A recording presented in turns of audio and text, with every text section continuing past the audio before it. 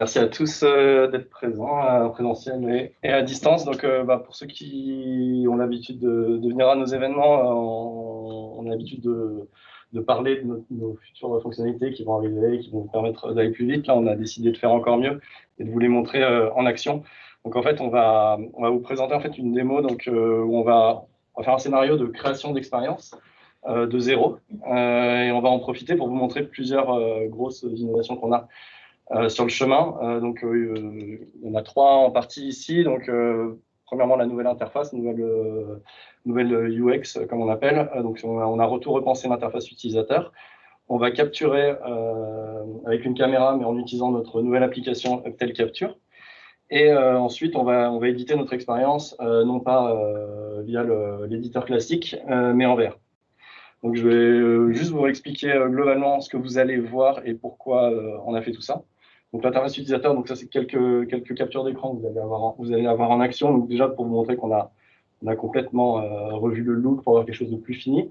Mais la vraie raison qui a motivé en fait la refonte, ça a été que en fait, depuis des années, on a rajouté beaucoup de fonctionnalités, comme vous savez, que ce soit sur la gestion des utilisateurs, la gestion des espaces de travail, des accès, du partage d'expériences, du concept d'espace de travail aussi qui est assez flou et qu'on essaye un petit peu de vraiment en faire une vraie entité dans laquelle vous allez pouvoir retrouver vos datas, vos médias, les galeries de médias, de scènes que vous allez vouloir partager au sein de vos organisations. Voilà, donc ça, on va le voir un petit peu plus en détail juste après. Ensuite, on peut passer à Uptel Capture. Donc, Uptel Capture, juste pour vous rappeler un petit peu, donc, pour comprendre, il faut rappeler le flow un petit peu global, le processus global, général pour capturer des vidéos, des photos 360. Dans l'idée, aujourd'hui, avec ce processus, il change un petit peu selon les caméras, mais globalement, c'est les étapes dont vous avez besoin aujourd'hui. Vous allez avoir une caméra 360, vous allez devoir utiliser l'application du constructeur de la caméra qui va vous permettre de contrôler la caméra pour prendre des photos, des vidéos, etc. Donc l'application va être plus ou moins adaptée à vos besoins selon le constructeur. Ensuite, vous allez vous retrouver avec des fichiers qui sont sur la caméra. Ces fichiers, vous allez avoir besoin de les transférer sur un PC, via un câble USB, une carte SD ou autre. Ensuite, on a une étape qui est en général obligatoire, qui est le stitching. Donc, en fait, c'est passer des deux objectifs de la caméra, donc qui vont vous faire des images grand angle, qu'il va falloir ensuite combiner ensemble pour faire une image rectangulaire qui pourrait être exploitée par Uptel ou d'autres logiciels de panorama. Et ensuite, vous allez devoir transférer ces fichiers sur votre expérience pour pouvoir l'utiliser sur Uptel. Il y a une dernière étape qui est l'encoding, donc pour mettre l'image de la vidéo au bon format, mais ça, on vous simplifie déjà la tâche aujourd'hui avec notre encoding dans le cloud. Et voilà, ça reste quand même 5 étapes, c'est assez rapide, mais c'est quand même plusieurs étapes. Et là, le but, avec Uptel Capture, c'est de réduire au strict minimum et d'arriver très vite de la caméra à votre expérience. Donc, Uptel Capture, c'est une application qui est disponible, qui va être disponible d'abord sur Android et qui va vous permettre de contrôler votre caméra. Donc, en fait, vu que c'est une application qui a été créée par Uptel, vous allez pouvoir vous connecter sur votre compte, avoir accès directement aux expériences ou à vos galeries de médias dans lesquelles vous voulez transférer les fichiers. Vous allez contrôler votre caméra et les envoyer directement dans votre expérience. Donc, on n'a pas trouvé plus simple. Donc, il n'y a plus que 2 étapes. Et on a réussi, donc, pour commencer par les caméras Insta360, donc One X1 et One X2, avoir la partie stitching dans le cloud. Donc, en fait, vous n'avez pas besoin non plus de passer par ce logiciel. Donc, vous allez directement de la caméra à l'expérience. Et la troisième chose que vous allez voir, je ne crois pas qu'on vous en a parlé, c'est l'édition en VR. Donc, c'est pas un éditeur qui est voué à remplacer complètement l'éditeur actuel, hein. Mais l'idée, c'est de répondre à 2 besoins. Donc, le premier, c'est pouvoir repositionner des tags directement en VR. Donc, en fait, quand vous concevez une expérience pour la réalité virtuelle, vous avez souvent ce besoin de bien gérer la profondeur de vos éléments interactifs qui sont en 3D. Et ça, c'est difficile à voir sur un écran. Donc, quand vous êtes en VR, vous avez cette vision stéréoscopique qui vous permet de placer exactement les éléments exactement où vous voulez. Il n'y a pas besoin de retester derrière, est-ce que j'ai bien positionné mon élément. Et le deuxième scénario auquel on répond, c'est de ne plus avoir à utiliser le PC. Donc, en fait, dans certaines situations, par exemple, si vous êtes en usine et que le PC le plus proche est à l'autre bout, vous allez pouvoir placer votre caméra, capter votre savoir-faire, l'expérience que vous voulez faire, et directement dans le casque, précréer l'expérience à 50%, 80% selon les besoins. Et après, il y aura peut-être juste les textes à rajouter sur votre éditeur PC. Voilà. Donc, voilà, juste pour rappel un petit peu des étapes. Donc, en fait, on va créer un scénario ici dans cette pièce. Le but, ça va être d'avoir un exercice de trouver les éléments de sécurité dans la pièce. Et voilà, donc en 3 étapes, enfin, il y a un peu plus de 3 étapes, vous allez voir, on va vous présenter un peu d'autres choses. Mais voilà, la nouvelle interface, telle capture et l'édition en VR. Ah oui, bon, on va commencer par créer l'expérience. À partir de quand Ouais, alors, est-ce qu'on peut revenir juste au... Donc, ouais, il y a 3 choses. Donc, l'interface, la nouvelle interface, elle va être, vous allez pouvoir y accéder cet été, donc courant de l'été. En fait, vous allez avoir, bon, je vais vous montrer juste après, vous allez avoir un petit bandeau pour pouvoir activer la nouvelle interface. Et puis après, petit à petit, on passera tout le monde dessus, mais vous aurez accès dans l'été. Uptel Capture, on est sur une version, vous allez voir pendant la démo, c'est une version vraiment alpha, mais qui est très fonctionnelle. Donc ça, ce sera aussi, vous pourrez l'avoir dans l'été sur demande. Donc vous nous demanderez, donc si ça vous intéresse, on vous donnera accès à l'application. Et exactement pareil pour l'édition VR. Donc après, l'ouverture à tout le monde, ce sera au courant de l'année. Mais en tout cas, pour vous, si vous avez besoin, vous nous demandez, on vous donne l'accès dans l'été. Les modèles de caméra qui sont supportés du coup? Oui, alors aujourd'hui c'est l'Insta 360 One X et One X2. Donc One X2, c'est celle qu'on va vous montrer ici. Elle a un petit écran, donc c'est assez pratique pour prévisualiser avant de lancer la capture. Et puis on travaille pour essayer de rajouter, pour ajouter d'autres caméras selon la compatibilité et ce qu'on a.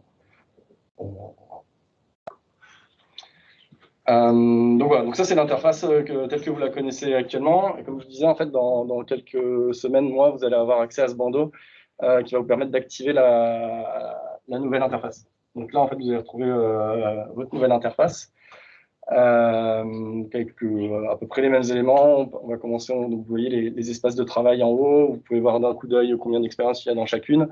Donc là, vous allez voir ceux qui sont le plus utilisés. Vous allez pouvoir tous les voir aussi.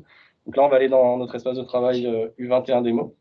Donc là, ce que je vous disais, en fait, on a un nouveau concept, c'est-à-dire que là, vous êtes dans un workspace, dans un espace de travail, et en fait, on va avoir tous les éléments qui sont associés à l'espace de travail en un clic. C'est-à-dire que si vous voulez voir directement l'usage de votre espace de travail, vous allez pouvoir changer d'onglet. Et puis là, on est en train de le rajouter, mais vous aurez aussi accès directement à votre galerie de médias. Donc, si vous avez besoin de partager des médias au sein d'un espace de travail, donc vous pouvez les voir directement là-bas et vous pouvez gérer aussi les accès des utilisateurs à cet espace de travail. Vous pourrez inviter des gens dedans, etc. Puis là, vous allez avoir vos expériences un petit peu. On a amélioré un petit peu les cartes d'expérience. Vous pouvez voir d'un coup d'œil si les expériences sont publiques ou non. Voilà, genre de choses. Donc on va créer une nouvelle expérience.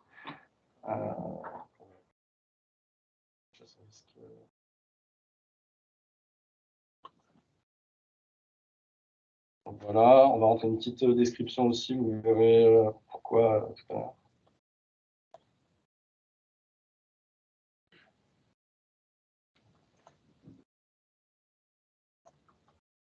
Donc cette expérience, elle va nous servir de base du coup pour créer notre expérience. Donc là, on a juste une expérience vide et on va directement avoir des médias dedans. Donc voilà, donc là, vous voyez le téléphone qui est projeté en direct. Donc voilà, parce que comme je vous disais, faites pas trop attention à l'interface, au look de l'application, mais plus workflow. Donc en fait, donc Tristan là, il s'est connecté avec le même compte. Maintenant, on a accès directement au workspace, donc on va pouvoir choisir celui qu'on a utilisé, donc U21 démo. Et là, on va avoir le choix entre soit avoir nos médias dans la galerie de l'espace de travail ou dans une expérience. Donc là, on va uploader, on va transférer directement dans l'expérience qu'on vient de créer. Donc là, on voit bien qu'elle est apparue chasse au risque, l'expérience que Thibaut vient de créer en direct. Donc on va utiliser l'expérience. Ensuite, maintenant, il va falloir se connecter à la caméra. Donc on va juste se connecter au Wi-Fi de la caméra. Donc la caméra est Wi-Fi. On change de réseau, on se met sur la caméra.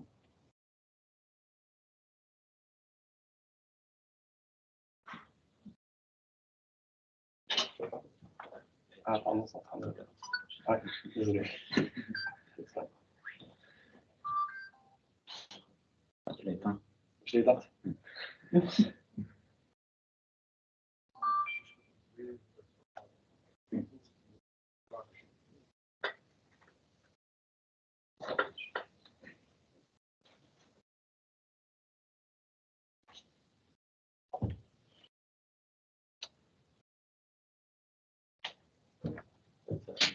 Ouais, c'est bon. Ok, donc on se connecte à la caméra.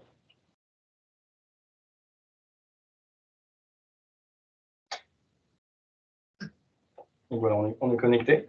Donc maintenant, on a deux boutons. On va pouvoir capturer une vidéo et on va commencer par une vidéo.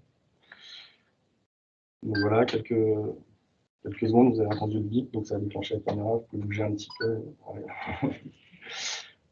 Voilà, et puis on va capturer aussi une image qui va nous servir, pour l'expérience. Donc là, ce qui est en train de se passer, c'est que la vidéo est en train d'être transférée vers le téléphone. Non,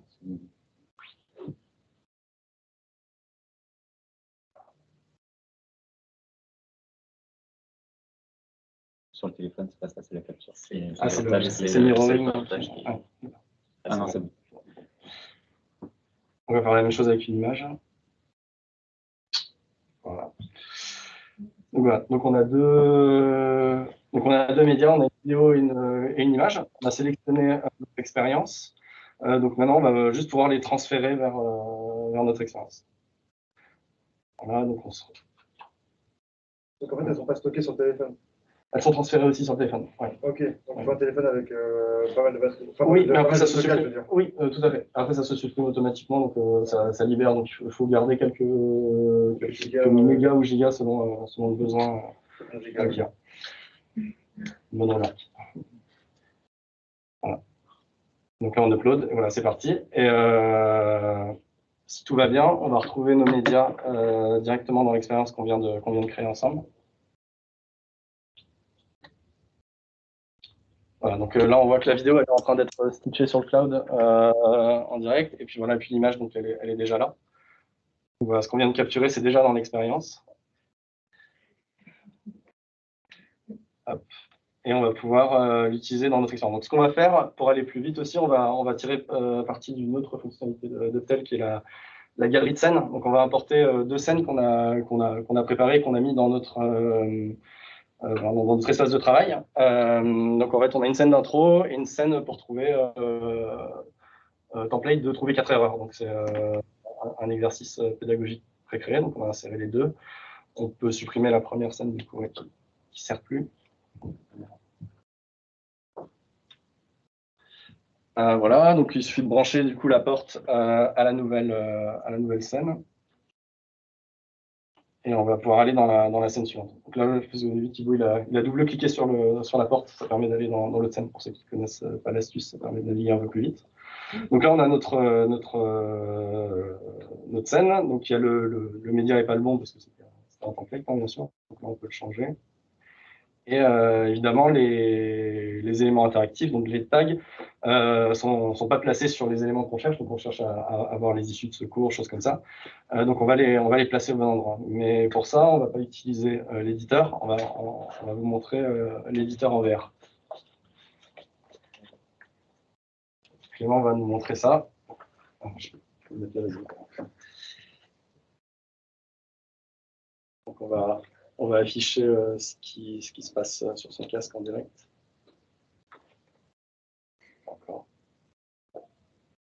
Parfait. Voilà. Donc là, en fait, on est donc sur le player, donc le tel player que vous connaissez probablement tous. On est connecté avec un compte créateur, donc pas un compte learner. Et en fait, quand on active la fonctionnalité et que vous avez un compte créateur, que vous êtes connecté sur le casque, voilà, donc quand vous allez arriver dans votre espace de travail, vous avez en plus ce bouton d'édition, en plus du bouton de play. Donc là, on a notre expérience chasse au risque, on va pouvoir l'éditer directement en VR. Donc là, bien sûr, c'est la première fois que c'est chargé, donc il y a besoin de télécharger l'expérience. Donc comme si on l'a lancé, la différence, c'est qu'on est dans un mode édition. Donc là, vous allez pouvoir voir sur sa manette, il a accès à des fonctionnalités d'édition. Donc la scène qu'on veut créer, c'est dans la scène suivante, donc on va d'abord aller sur la scène suivante. Et là, donc on est dans la salle et puis on a nos éléments qui sont mal placés. Donc en fait, on va pouvoir déplacer directement les tags. Donc on a plusieurs, voilà, c'est de l'ajustement de tags. On a plusieurs fonctionnalités. Donc on peut déplacer, redimensionner, faire des rotations. Voilà. Donc on va prendre le premier, on le déplace, on le met sur la sortie de secours derrière.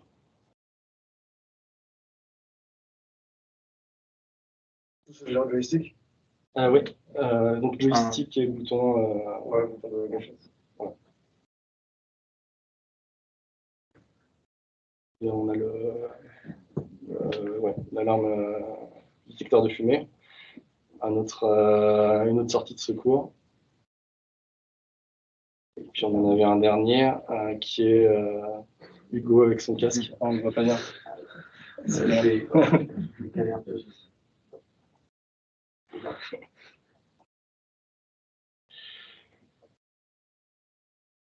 voilà. Parfait. On peut déplacer aussi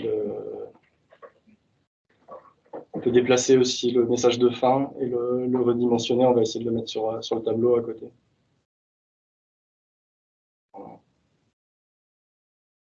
Voilà, on pivote. Donc ouais, là, il faut bien imaginer que Clémence qui voit dans son casque, c'est vraiment, il voit aussi la profondeur, donc il sait que les éléments interactifs sont bien positionnés, il peut les agrandir, les rétrécir. Donc voilà, donc maintenant qu'on est content, on va sauvegarder l'expérience.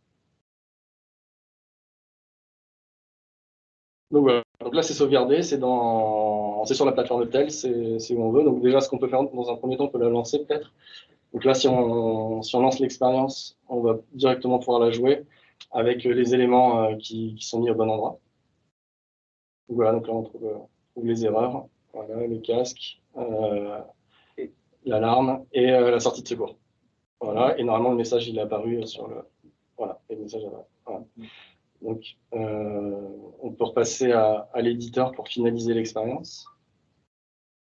Voilà, donc là si on rafraîchit.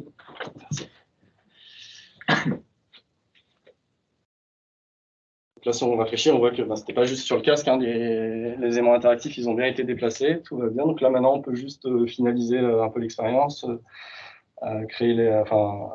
ajuster les textes pour que l'expérience soit finalisée.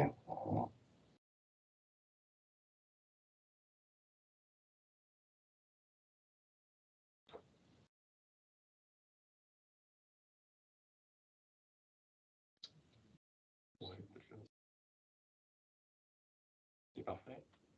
Là, on sauvegarde. On a fini. Maintenant, on va vouloir vous partager l'expérience à tous. Vous ayez un souvenir. Donc, on va passer l'expérience en public. On la sauvegarde. Et donc ça, c'est aussi une nouveauté de la nouvelle interface. Vous avez un fil d'Ariane, vous allez pouvoir facilement retourner à l'espace de travail dans lequel vous étiez. Vous allez pouvoir retrouver l'expérience. Donc là, on va cliquer sur la carte. Donc ça, c'est une nouveauté aussi. Donc en fait, on a une page dédiée à l'expérience qui va vous permettre d'avoir pas mal d'infos. Il y a les descriptions qui est mise en avant, celle qu'on avait créée tout à l'heure. Donc ça permet d'avoir plus facilement accès aux éléments. Vous avez le QR code directement, si vous voulez, vous pouvez le flasher d'ici, ça va vous donner l'expérience. Sinon, on va vous partager dans la conversation le lien. Et en fait, ce qu'il faut savoir, c'est que ce QR code ou ce lien va vous amener non pas à l'expérience comme avant, mais à une page de lancement d'expérience. Donc ça c'est déjà disponible, hein. Je ne sais pas si certains l'ont déjà expérimenté. Donc pour améliorer l'expérience de partage d'expérience, on a cette page qui va permettre en fait à votre audience, non pas de lancer l'expérience directement sur un navigateur, mais de choisir comment ils vont vouloir la lancer.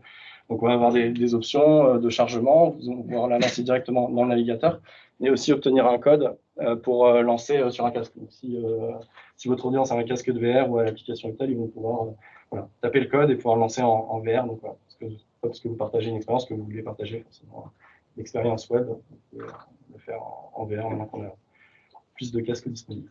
Donc voilà, c'était pour la démo.